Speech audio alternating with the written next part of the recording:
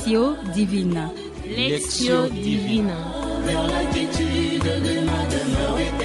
Lectio Divina, une émission pour méditer, prier et vivre la parole de Dieu au quotidien. Lectio Divina. Lectio Divina. Le se flétrira, la fleur se fanera, mais la parole dit que jamais ne passera. Je me réconforte dans la parole des dieux l'Éternel. Ne crains rien, je suis ton Dieu. À ton secours je viens, je te soutiens de ma droite triomphante. La parole des dieux est une lampe à mes pieds. Je marcherai joyeux sur la route sans broncher. La lumière de Christ me guidera vers la quiétude de ma demeure éternelle. Que ce soit la nuit ou les jours, quel que soit les intempéries, ma route est libre et sans danger je marcherai. Tout sur la terre passera, l'heure se flétrira. Bonsoir fidèles auditeurs et bienvenue à la célébration de la Lectio Divina.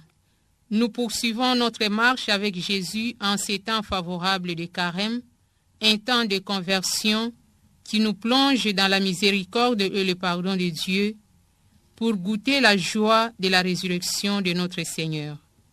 Notre Lectio Divina de ce soir sera basée sur l'évangile du 5e dimanche du temps de Carême de l'année C. C'est l'évangile de Jésus-Christ selon Saint Jean, chapitre 8, versets 1 à 11. Jean 8, 1 à 11. Chers auditeurs, ce soir, nous avons la joie de prier avec le groupe des consacrés. Sœur Anne-Marie Nalé, Sœur Anosia de Verlet. Père Gilbert de la Société missionnaire de Saint-Paul. Sœur Franca, fille de Saint-Paul. Bonsoir, chers amis de la Lectio Divina et bienvenue autour de la parole de Dieu. Nous saluons respectueusement l'équipe technique dirigée par Messieurs Olivier et la sœur Rita Almichi, fille de Saint-Paul. Au micro, la sœur Rita Yamba, fille de Saint-Paul. À présent, implorons l'aide de l'Esprit de Dieu pour qu'il prie avec nous et en nous et ouvre notre cœur, notre intelligence et notre volonté pour écouter attentivement la parole du Christ et l'accueillir au fond de nos cœurs. Nous demandons à la régie de nous aider avec les chants et nous allons prier dans le silence, laissant l'Esprit parler au fond de nous. Envoie sur le monde ton esprit d'amour, ô Seigneur, merci. Toi qui nous écoutes au long du chemin, montre-nous la route, donne-nous la main. Envoie sur le monde ton esprit d'amour, ô Seigneur, merci. Toi qui accompagnes dès le premier pas, qu'on perde ou qu'on gagne, les mendiants, les rois. Guidés par l'Esprit de Dieu, nous allons à présent contextualiser le passage de l'Évangile qui va guider notre Lectio Divina. Nous rappelons qu'il s'agit de l'Évangile de Jésus-Christ selon Saint Jean, chapitre 8, versets 1 à 11. Que nous enseigne Jésus dans cet extrait de l'Évangile? L'amour pardonne. Encore un évangile de miséricorde. Dimanche dernier, nous contemplions l'étreinte du Père miséricordieux qui, par son amour, serre contre lui et réhabilite le fils prodigue qui était parti loin de chez lui, gaspillant non seulement d'avance l'héritage auquel il avait prétendu, mais aussi sa dignité d'homme. Ce soir, nous contemplons Jésus qui écrit sur le sable les péchés de l'humanité fragile et sur le cœur d'une femme assoiffée de vie son pardon. Dans cette contemplation, imaginons que nous soyons présents, que nous assistions à la scène décrite dans cet extrait de l'Évangile. Nous voyons Jésus au temple, c'est le matin, et les gens viennent à lui. Il s'assoit. C'est la position du maître assis en chair pour enseigner. Et voilà qu'arrivent des scribes et des pharisiens avec une femme. Il la jette à ses pieds et lui demande, « Maître, cette femme a été prise en flagrant délit d'adultère. Or, dans la loi, Moïse nous a ordonné de lapider ces femmes-là. Et toi, qu'en dis-tu » Les pharisiens et les scribes veulent que les pierres de la lapidation rebondissent de la femme adultère au Christ, qui ne répond pas tout de suite à la question qui lui est posée comme un piège mortel. En effet, s'il était mis à contester la loi de Moïse pour sauver la réputation d'homme bon, doux, comme un agneau, il aurait été lui aussi lapidé comme anti-Dieu. S'il avait confirmé la condamnation, il aurait mis des pierres tombales sur son message de miséricorde.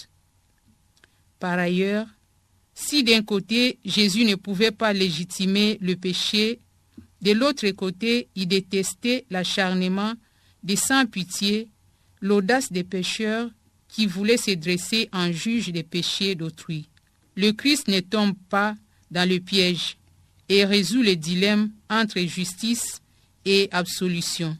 Il pardonne, il ne nie pas la loi, il révèle le visage de tendresse et de miséricorde d'un Dieu qui aime son peuple pour que ces derniers apprennent à son tour à être miséricordieux. De cette manière-là, il fait encore plus resplendir la vraie et heureuse nouvelle de l'Évangile qui est toute miséricorde, autrement dit, une justice qui recrée. Pour enseigner la miséricorde, Jésus écrit sur le sable, comme pour indiquer que les paroles des accusateurs ont pour lui l'inconsistance de la poussière. Il grave son pardon sur le cœur de la femme adultère. Et aujourd'hui, sur notre cœur, qui est devenu un cœur de chair, grâce à la douleur du péché. Et lui, le seul sans péché, dit, « Celui d'entre vous qui est sans péché, qu'il soit le premier à lui jeter la pierre. » Pour signifier que celui qui veut l'application de la loi doit d'abord l'appliquer à lui-même, pour rappeler que les accusateurs étaient des pécheurs eux aussi. Quand la femme fut conduite à lui, Jésus baissa les yeux pour ne pas la blesser, pas même du regard. Après l'avoir pardonnée, il leva les yeux vers elle et la femme comprit que le Christ voyait en elle une grandeur, une dignité que le péché ne peut détruire. Il se mit à l'appeler comme il appelait sa mère Marie, femme. Aux noces de Cana et sur la croix, signe suprême de la miséricorde de Dieu. Le regard pur du Christ et celui implorant de la femme adultère se sont croisés. Le Christ a vu en elle la beauté originelle de son âme, une âme pourtant noircie par le péché. La femme, le regard désormais purifié par le pardon, a vu le ciel, dont les yeux du Sauveur sont les fenêtres. Amis auditeurs, ayant contextualisé l'extrait de l'Évangile choisi pour notre Lectio Divina, nous entrons dans la première étape de cette prière qui est la Lectio. Écoutons attentivement l'Évangile. Évangile de Jésus-Christ selon Saint Jean. En ces temps-là, Jésus s'en alla au mont des Oliviers. Dès l'aurore, il retourna au temple. Comme tout le peuple venait à lui, il s'assit et se mit à enseigner. Les scribes et les pharisiens lui amenèrent une femme qu'on avait surprise en situation d'adultère. Ils l'amenèrent au milieu et disant à Jésus, « Maître, cette femme a été surprise en flagrant délit d'adultère. Or, dans la loi, Moïse nous a ordonné de lapider ces femmes-là. Et toi, que dis-tu? Il parlait ainsi pour le mettre à l'épreuve, afin de pouvoir l'accuser. Mais Jésus s'était baissé et du doigt, il écrivait sur la terre. Comme on persistait à l'interroger, il se redressa et leur dit, « Celui d'entre vous qui est sans péché, qu'il soit le premier à lui jeter une pierre. » Il se baissa de nouveau et il écrivait sur la terre. Et, après avoir entendu cela, s'en allait un par un, en commençant par les plus âgés. Jésus resta seul avec la femme, toujours là au milieu. Il se redressa et lui demanda, « Femme, où sont-ils donc? Personne n'est condamné. » Elle répondit, « Personne, Seigneur. » Et Jésus lui dit, « Moi non plus, je ne te condamne pas. Va et désormais ne pêche plus. » Acclamons la parole de Dieu. Louange à toi, Seigneur Jésus. Chers auditeurs, amis de la Lectio Divina, dans un moment de silence, laissons cette parole pénétrer notre cœur et nous parler au fond de nous-mêmes. Après la pause musicale, chaque participant pourra partager la parole qu'il a touchée.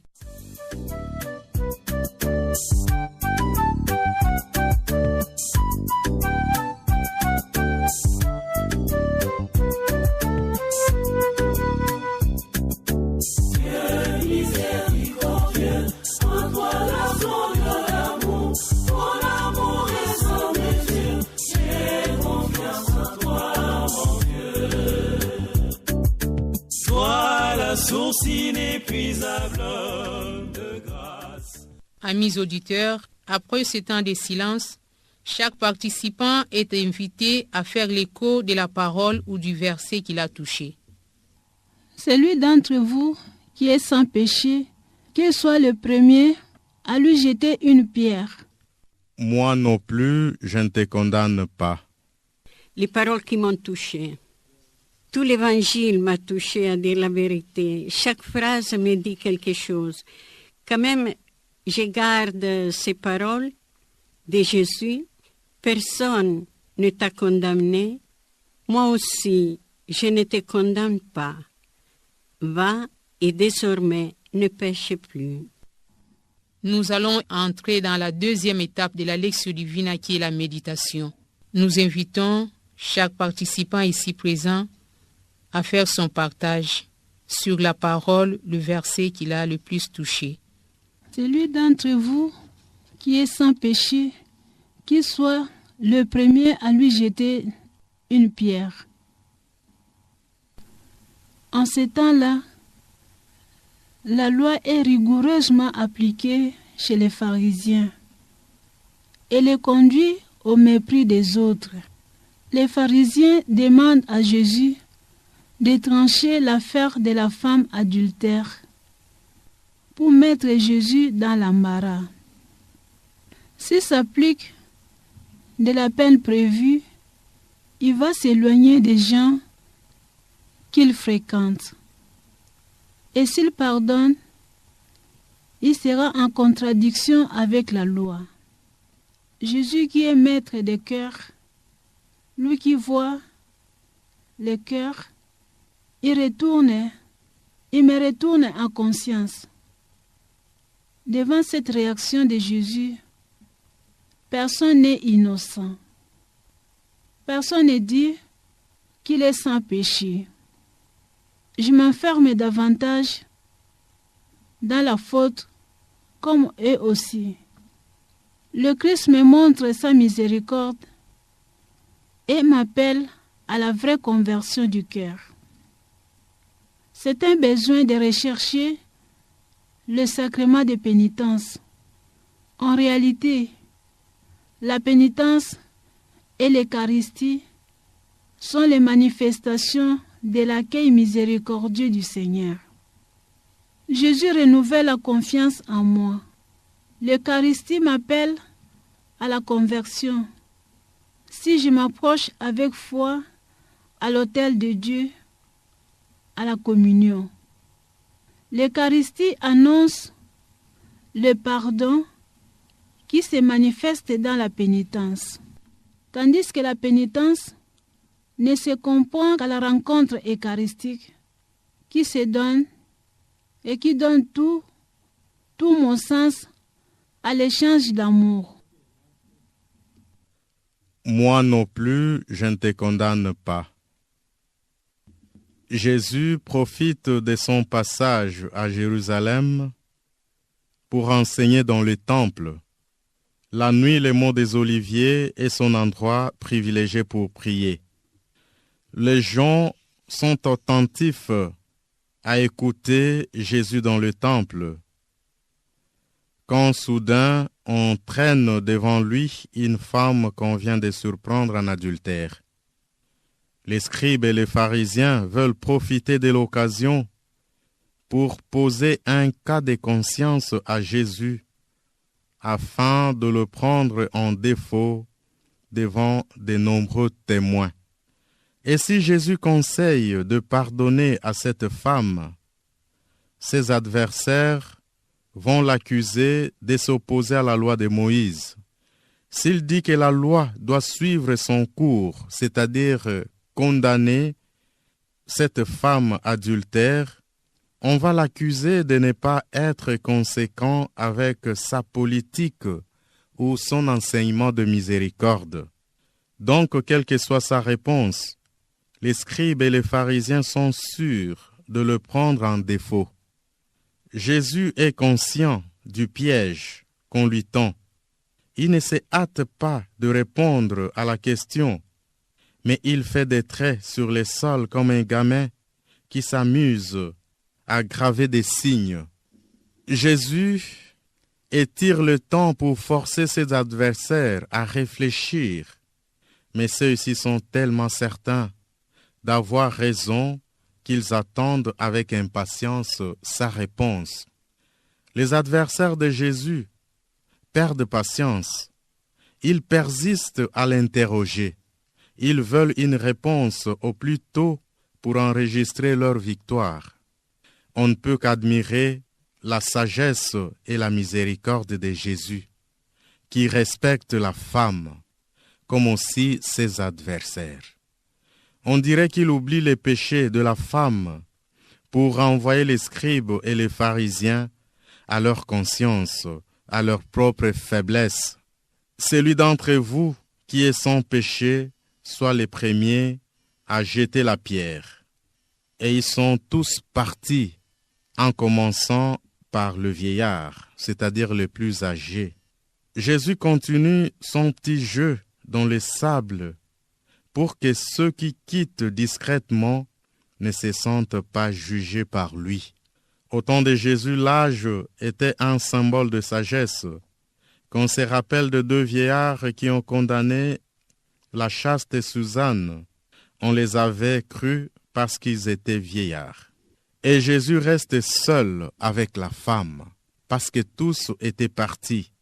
Dès le départ, ils avaient ménagé la femme, qui devait vivre une peur terrible, car la femme croyait déjà à sa lapidation. Il ne l'a pas questionnée. Jésus n'a pas questionné cette femme pour savoir si elle regrettait son péché. Il ne s'en est pris qu'aux scribes et pharisiens qui étaient de mauvaise foi. Maintenant que les accusateurs sont partis, Jésus va faire parler la femme parce qu'elle ne se sent plus piégée. Et il lui pose la question, « Femme, personne ne t'a condamné ?»« Personne, Seigneur, » répond la femme. Elle se sent déjà libérée. Et Jésus non plus la condamne. On reconnaît ici Jésus qui n'est pas venu pour juger le monde, mais pour les sauver. Il invite quand même la femme à ne plus recommencer, c'est-à-dire à ne plus pécher. Ce que Jésus déteste surtout, ce sont les péchés de ceux qui se croient sans péché et qui accusent les autres. Que ces paroles de Jésus pénètrent au fond de mon cœur et transforment ma façon d'agir. Personne ne t'a condamné, moi aussi je ne te condamne pas. Va, et désormais ne pêche plus. Je contemple le passage de l'évangile d'aujourd'hui. Jésus vient du mont des Oliviers, là où verra dans sa dernière nuit sur la terre notre méchanceté, nos péchés, mon cœur endurci, nos cœurs endurcis, sans reconnaissance ni pitié.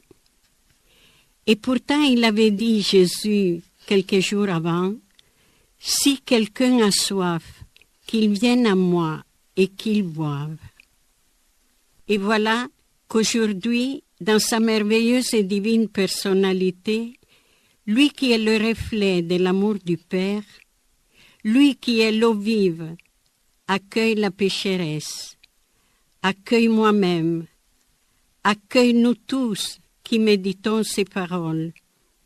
Il nous accueille tels que nous sommes. Il nous appelle. Il veut nous donner son eau à boire, l'eau vive. Il m'indique le chemin de la relation de vie avec Dieu. Il m'appelle à une relation de confiance totale, d'intimité, d'affection avec lui, avec le Père, par son Esprit Saint. Devant lui, je me sens pécheresse, encore trop loin du Seigneur, bien que je sens qu'il me porte, qu'il est toujours avec moi. Je sens que je ne comprends pas assez son amour. Dans ce temps de carême, avec lui au désert, je me propose de le contempler davantage dans son amour qui l'a poussé à donner sa vie pour moi dans une passion terrible et ignominieuse, qui l'a poussé à mourir sur la croix pour moi. Jésus disait à une sainte, « Je serai disposé à donner encore ma vie sur la croix seulement pour toi. » Et ces paroles, Jésus les dit à moi, à nous tous, qui méditons sa passion. À ce point, nous n'avons plus de paroles. Contemplons seulement son amour, peut-être en lisant chaque vendredi de carême un passage, le récit évangélique de la passion de Jésus, ou bien prendre l'habitude de chaque vendredi de lire la passion de Jésus, ou bien de Matthieu, Luc, Jean et Marc. Ne durcissons pas notre cœur. Nous l'avons déjà endurci trop de temps, et sa miséricorde, comme pour la femme adultère, sa miséricorde nous lavera et nous ressuscitera une vie nouvelle avec lui, une vie pas seulement avec lui, mais cachée en lui, comme nous dit Saint Paul.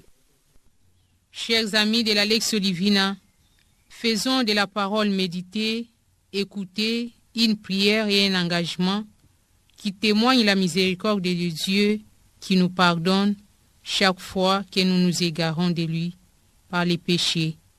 Cette orientation nous invite à entrer dans la troisième étape de la Lectio Divina, qui est Oratio ou la prière.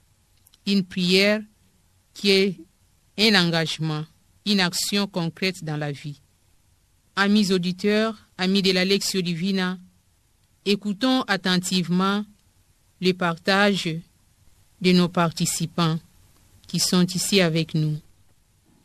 Dieu Tout-Puissant, daigne exaucer ma prière, que je sois purifié à ce temps pascal qui approche. Moi et tous ceux qui m'écoutent, que nous allions avec empressement à ce sacrement de confession. Le vrai combat, c'est la lutte que je mène avec moi-même, dans mon cœur, pour sortir de mon état de péché, pour voir la miséricorde de Dieu dans ma vie, vis-à-vis de moi et vis-à-vis des autres. Que le Seigneur enlève ce cœur de pierre qui est en moi et me donne ce cœur de chair, pour ne pas fermer mes yeux sur mes péchés et ne voir que ce qui est mal aux autres. Seigneur Jésus, prends pitié de moi et de tous ceux qui m'écoutent, que ce mal qui habite mon cœur et de tous ceux qui m'écoutent soit enlevé en ce temps de carême et que la Sainte Vierge Marie nous accompagne pour participer à cette fête qui approche. Amen. Seigneur Jésus, souvent dans ma vie, dans ma relation avec les autres, je condamne, je juge, parfois ignorant mes propres péchés, mes propres torts, mes propres défauts. Donne-moi ton cœur, un cœur sage, un cœur plein de miséricorde, un cœur qui ne juge pas, un cœur qui prend compassion, qui souffre avec ceux qui souffrent, un cœur qui relève ceux qui tombent et qui encourage les autres à reprendre les bons chemins qui conduisent à toi. Amen. Seigneur Jésus, mon Dieu, ma miséricorde et mon tout, devant toi je pleure mes péchés, mon manque de confiance en ta grande miséricorde. Je reconnais l'abîme qui me sépare de ton amour, car notre univers spirituel est différent. Mais tu t'abaisses sur ma petitesse. La miséricorde et la misère se rencontrent. Tu me relèves. À travers les sacrements, tu me caches dans ton cœur et tu me fais vivre de ta vie. Merci Seigneur. Avec ta grâce, j'appelle aujourd'hui tous les pécheurs du monde. Venez, venez avec moi. Revenons à Jésus. Nous l'avons abandonné et nous nous sentons des êtres morts, sans but, sans force, sans idéal, sans joie, avec de grandes blessures au cœur.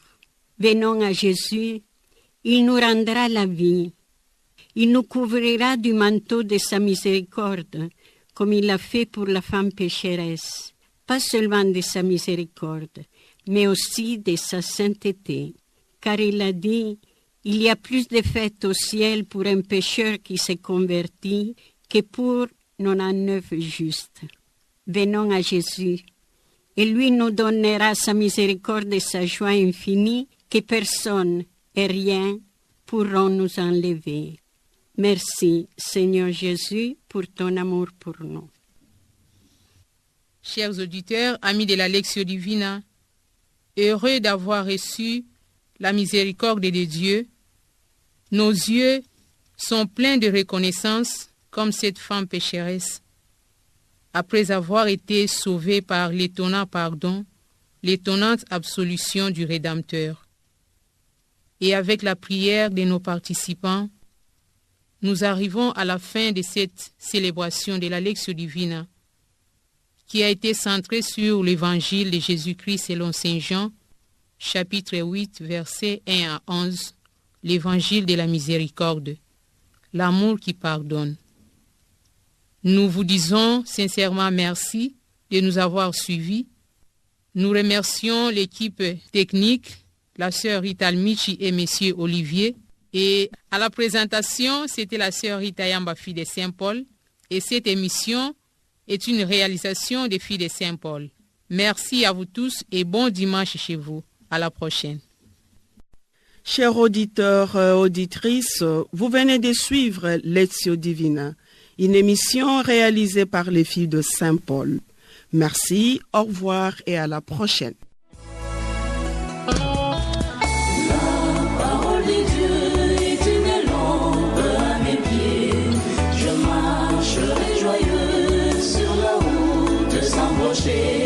Lectio Divina. Lectio Divina. Lectio Divina, une émission pour méditer, prier et vivre la parole de Dieu au quotidien. Lectio Divina. Lectio Divina. Le se flétrira, la fleur se fanera, mais la parole de Dieu jamais ne passera.